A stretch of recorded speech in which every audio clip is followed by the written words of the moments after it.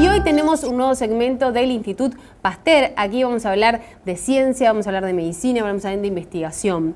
Hoy recibimos a Gustavo Salinas. Él es profesor agregado de la Facultad de Química y además responsable del Laboratorio de Biología de Gusanos del Institut Pasteur. Gustavo, muy buenas tardes, bienvenido.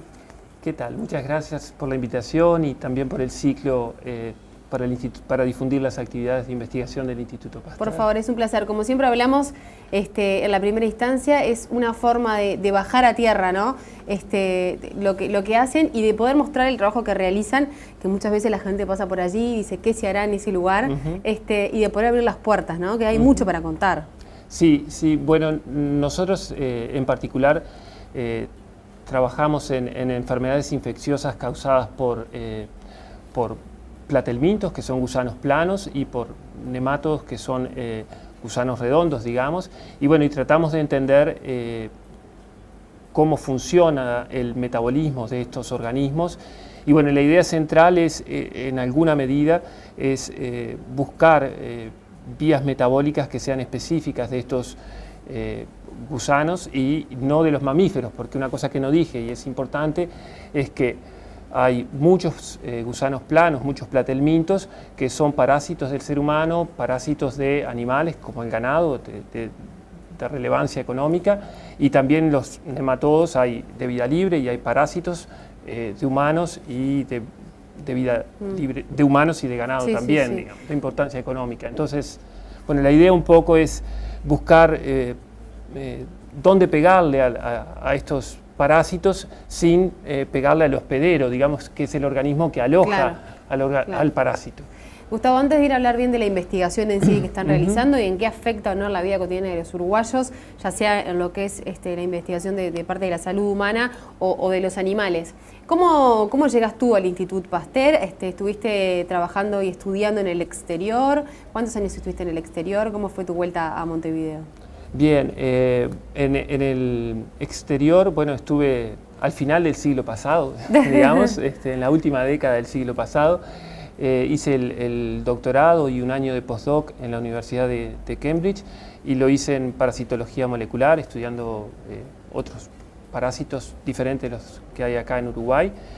Y bueno, y después retorné al Uruguay a la Universidad de la República, a la cual pertenezco y de la cual soy docente, inicialmente con lo que en ese momento era, por el 96, por ahí, los contratos de repatriación de la universidad, y bueno, comencé a trabajar en la cátedra de inmunología de la Facultad de Química, y bueno, y seguí investigando en la universidad y haciendo docencia, que lógicamente las dos cosas sigo haciéndolas, y a partir de inicio de este año, a través de un convenio interinstitucional entre la Facultad de Química, Universidad de la República y el Instituto Pasteur de Montevideo, bueno, el instituto nos da un laboratorio para trabajar allí, lo cual está muy bueno porque hay una infraestructura muy importante, personal muy calificado a su vez para hacer funcionar esa estructura, ese parque de equipos, digamos. Y bueno, y por otro lado la facultad, que es la que me paga el sueldo de alguna manera, bueno, es como una situación en la cual puede ser muy buena para afianzar vínculos entre la Facultad de Química en particular y el Instituto Pasteur, y bueno, y vincular ambas instituciones, digamos. En este sentido, ¿qué importancia tiene este convenio, este vínculo? Bueno, el convenio es por 5 años, comenzó este año, y entendemos que puede facilitar de alguna manera el relacionamiento, acceso a las plataformas tecnológicas del Pasteur, y por otro lado, para el Instituto Pasteur, en alguna medida, bueno, es tener un grupo de investigación que el salario de alguna manera del investigador responsable es pago por la UDELAR, o sea que es un convenio que es muy útil para, bueno, me parece que es un convenio que son convenios para que la ciudadanía uruguaya, ¿no? En su conjunto. Bueno, sí. Porque los resultados seguramente no van a terminar beneficiando a todos de estas investigaciones. ¿Cuánta gente participa en esta área? Bueno, en nuestro grupo de investigación, en este momento hay 2 becarios de posgrado que están haciendo su tesis, digamos, sus proyectos de tesis. Ahí estamos viendo algunas fotos. Ahí estamos viendo algunas fotos. A la derecha y a la izquierda eran los becarios de posgrado, y en el medio estaban dos investigadores postdoctorales que ahora están a la izquierda, que son Lucía e Inés. O sea que son dos investigadores postdoctorales, acá uno recientemente, una investigadora postdoctoral recientemente doctorada, que se recibió el viernes pasado, y la otra investigadora, la que mencioné anteriormente, es Lucía Otero, y Inés Carrera volvió de Estados Unidos en agosto de este año, también por habiendo estado 13 años en el exterior, y a través de un programa de la ANI de contratación de postdoc para investigadores que hayan estado en el exterior. Y realmente, estamos muy contentos con las dos postdoc y con los dos estudiantes. Y bueno, están comenzando además un estudiante de grado a trabajar en el grupo, o sea que es un grupo de tamaño mediano, digamos, por así decirlo. Bien, Gustavo, recién te referías a los platelmintos y los nemátodos parásitos. Por favor, explícanos bueno, ahí está. Un poco esto. Los platelmintos son animales invertebrados, son gusanos planos o chatos, digamos, y que muchos de ellos causan infecciones en el ser humano y en animales de importancia económica como el ganado. Por ejemplo, un Echinococcus granulosus probablemente es el más conocido, es el que causa la enfermedad idática, y este platelminto, es importante, es un problema de salud en nuestro país, y por otro lado es un problema de sanidad animal también. Tiene un ciclo de vida que no sé si por allí podemos verlo en alguna imagen, pero que el perro aloja, digamos, al hospedero definitivo y libera huevos. Los humanos accidentalmente y el ganado se infectan con esos huevos y desarrollan quistes internos que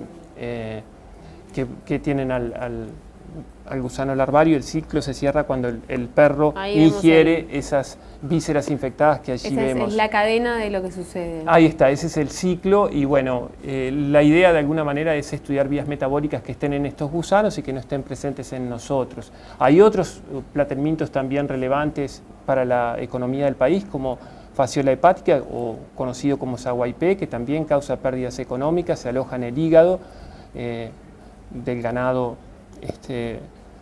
bovino, también ovino.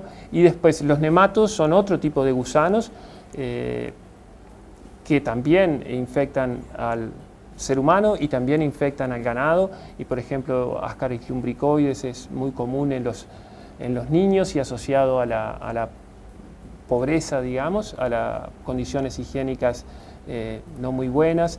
Y después hay otros nematodos que son parásitos de ganado y que son un problema muy importante porque, de alguna manera se alojan en el tracto digestivo y, de alguna manera consumen sangre, causan anemia, y todo eso causa una malnutrición del ganado, y eso hoy por hoy es un problema muy importante porque además hay como una resistencia.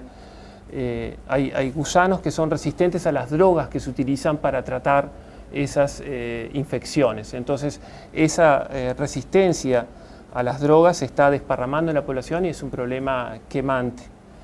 Y lo otro que es capaz que está bueno comentar es que en alguna medida estos organismos, estos platelmintos y los nematodos causan infecciones sobre todo en países en desarrollo, y no son prioridades ni para las economías ni para la salud pública en países desarrollados. Entonces, el número de académicos que trabaja en estas infecciones que causan lo que se llama enfermedades olvidadas o desatendidas es bajo en el primer mundo, y a su vez el interés de la industria farmacéutica por investigar y desarrollar nuevas drogas para tratar el mitiasis, estas infecciones por gusanos, es marginal, digamos, porque no hay un interés. ¿Por qué se da esto, Gustavo? Bueno, desde el punto de vista de las compañías no hay un interés importante económico, digamos, para la industria farmacéutica internacional. Y desde el punto de vista de la academia en el primer mundo, si bien hay laboratorios que investigan, no son tantos porque no son problemas que afecten a las sociedades de ellos, digamos, ¿no? Entonces son problemas que está bueno que los, de alguna manera los estudiemos nosotros aquí. Sí, sí, los países afectados tenemos que tomar la iniciativa, ¿no? Si no nos preocupamos nosotros, no se va a preocupar nadie. Exactamente. Y en este sentido, ¿qué historial hay de investigaciones de este tipo aquí en nuestro país? Bueno, hay varios grupos que investigan tratando de entender, digamos, por un lado el fenómeno del parasitismo, que es un fenómeno biológico muy interesante desde el punto de vista básico, entender cómo es que un organismo vive dentro de otro, se nutre, se aloja ahí, cómo se defiende del hospedero en el cual vive, y bueno, y además buscando también, no solo entender desde el punto de vista básico, sino también aportar soluciones a problemas quemantes, digamos, como es de la resistencia a la infección, al tratamiento con drogas que hay para estas infecciones. Entonces, bueno, hay unos cuantos grupos, hay grupos en la Facultad de Química, hay gente que investiga en drogas, hay gente que investiga en biología básica, de cómo es que de alguna manera sobrevive el parásito dentro del hospedero.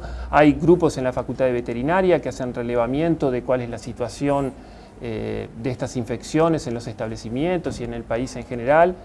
Y, o sea, se investiga bastante. También en la Facultad de Medicina hay gente que está estudiando a nivel de genómico y transcriptómico. O sea, hay bastante investigación y se está como consolidando, digamos, un grupo de investigadores que trabaja en biología de helmintos en distintas facultades y bueno, en el Pasteur ahora. ¿Se tiene idea de cuántas personas son afectadas por este tipo de enfermedades o no está como cuantificado? Bueno, a veces la cuantificación es como difícil, digamos. Por ejemplo, nosotros hemos trabajado sobre todo con Echinococcus granulosus, que es el agente causante de la hidatidosis. Y bueno, la infección en el humano es asintomática durante mucho tiempo, o sea, el quiste puede ir creciendo dentro de los órganos internos sin mayores problemas. Eventualmente la persona se entera que por ahí está infectada porque le hacen una placa de una radiografía o ultrasonido y ahí se entera. Entonces es difícil a veces tener datos precisos de cuánta gente está infectada. Dicho esto de que va asintomático, ese asintomático después puede generar problemas, ¿no? Porque ese quiste creciendo en el organismo sin atacarlo a tiempo. Es una bomba de tiempo, digamos, porque frente a una ruptura de ese quiste, bueno, puede haber una consecuencia severa. Pero hasta hace unos años eran alrededor de medio centenar de personas las que eran operadas por esta enfermedad, digamos, porque la solución es quirúrgica. Una vez que el quiste está instalado, es muy difícil que las drogas puedan acceder dentro de ese quiste. Y la solución es, en último término, operarse. Y no hay medicina preventiva. Y bueno, sí, en realidad no es medicina preventiva, lo que hay es educación preventiva. Claro. De alguna manera el ciclo podría cortarse si las personas no le dieran achuras o vísceras crudas a los perros, porque ahí se corta la transmisión, digamos. Esa es algo importante que podría perfectamente cortar el ciclo, pero eso, claro, está anclado a pautas culturales que son difíciles de erradicar. Por otro lado, hay sí una campaña muy importante de dosificación de perros que aloja al gusano adulto, que después larga los huevitos, con los cuales nos infectamos nosotros y el ganado, nosotros accidentalmente. Y esa campaña de dosificación de perros, bueno, también si se hace concienzudamente, digamos, por claro, los dueños de los perros y anualmente. Y bueno, sí, los controles adecuados que hay que hacer. Adecuados que hay que hacer, bueno, eso claramente baja la incidencia y de hecho ha venido bajando, pero igual es un problema importante. ¿Cuáles son los proyectos que ustedes buscan desarrollar para mediano y largo plazo? Ahí está. Bueno, nosotros estamos de alguna manera trabajando en, como comentaba hace un ratito, en vías metabólicas de estos gusanos que no las tenemos nosotros, y la idea es como pegarle a estas vías metabólicas que nosotros no tenemos. Y acá hago un paréntesis muy breve, digamos sí. que el metabolismo de alguna manera de un organismo es el conjunto de reacciones químicas que un organismo realiza, y ese conjunto de reacciones no es el mismo para todas las especies. Por ejemplo, nosotros, bueno, no tenemos, las plantas hacen fotosíntesis, nosotros no, por ejemplo. Bueno, los gusanos tienen un conjunto de reacciones químicas que comparten con los mamíferos, pero no todas, hay como especificidades. Y central a este metabolismo hay unas proteínas denominadas enzimas que son importantes, que son como maquinitas que aceleran reacciones químicas. Esas enzimas funcionan acelerando reacciones químicas y bueno, y son centrales para que justamente a partir de precursores y energía que obtenemos del metabolismo podamos sintetizar nosotros nuestras moléculas y los gusanos las de ellos, ¿no? Y bueno, y esas enzimas son centrales. Entonces, buscando enzimas diferenciales de un organismo y que no estén en el otro y que le podamos hacer blanco allí, bueno, procuramos detectar blancos farmacológicos.